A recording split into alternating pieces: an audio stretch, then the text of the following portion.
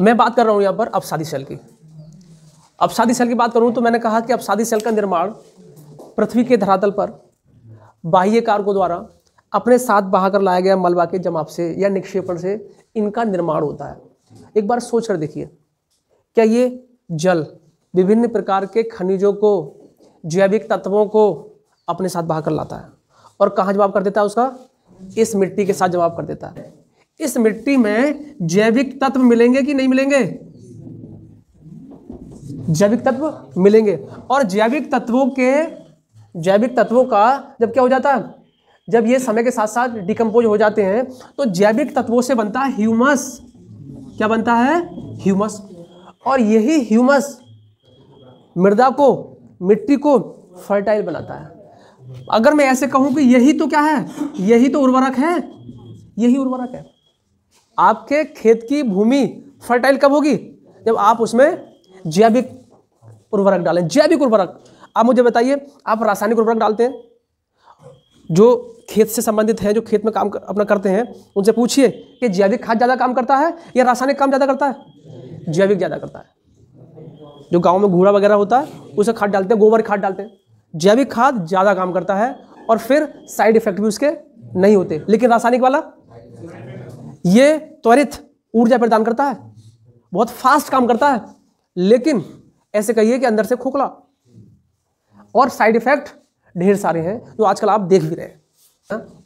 तो मैंने कहा एक तो जैविक तत्व मिलेंगे जिससे ह्यूमस बनता है और उर्वरक का निर्माण होता है। और उर्वरक भूमि को, भारत के जितने भी मैदान हैं, यह भारत के उत्तर का महान मैदान है, सर्वाधिक पॉपुलेशन निवास करती है। उसकी वजह क्या है कि बड़े पैमाने पर कृषि होती है। और कृषि क्यों होती है? क्योंकि नदियों द्वारा बिछाई गई अपसादी चट्टानें जिनमें जैविक तत्व ह्यूमस मिलता है। एक बात तो ये हो गई।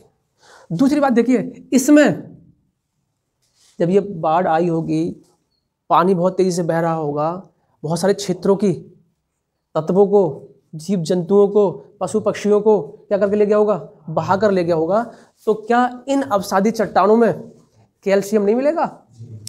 मानव अस्थियां, जीव जंतुओं की अस्थियां, क्या इन अपसादी सेलों में जीव जंतुओं से तेल नहीं बनेगा? तो तेल किस प्रकार की चट्टानों में मिलता है? अपसादी चट्टानों में। क्यों? क्योंकि अपसादी परतों में विभिन्न जीव जंतुओं के अवशेष निक्षेपित हो जाते हैं, दफन हो जाते हैं, जो समय के साथ साथ क्या करते हैं? वो ऑयल देते हैं हमें, ऑयल। और महासागर में ये तटीय भाग क्या कहते हैं इन्हें? महाद्वीपीय मग्न तट है, कॉन्टिनेंटल शेल्फ कहते हैं इन्हें। यहाँ पर जिसकी 200 मीटर तक की गहराई है, सर्वाधिक समुद्री जीव जंतु कम गहराई वाले क्षेत्र में रहना पसंद करते हैं, क्योंकि यहाँ 200 मीटर तक आसानी से सूर्य का प्रकाश चला जाता है।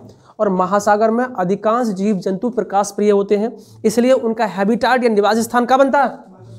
महाद्वीपीय मग्न तट बनता है। और ये जब घर रहना, खाना पीना जब यहाँ है तो दफन भी कहाँ होंगे? यही होंगे। इसीलिए सबसे बड़े तेल के भंडार कहाँ मिलते हैं? महाद्वीपीय मग्न तटों पर मिलते हैं। इसीलिए अपसादी सेल भी विभिन्न जीव जंतुओं को निक्षेपित या अपने अंदर समायोजित कर लेती हैं। इसलिए अपसादी सेलों में ऑयल मिलने की संभावना ज़्यादा होती है। बात क्लियर हो गई है? तो ये थी अपसादी सेल, और अपसादी सेलों में किस तरीके से खनिज मिलेंगे हमने ये देखा।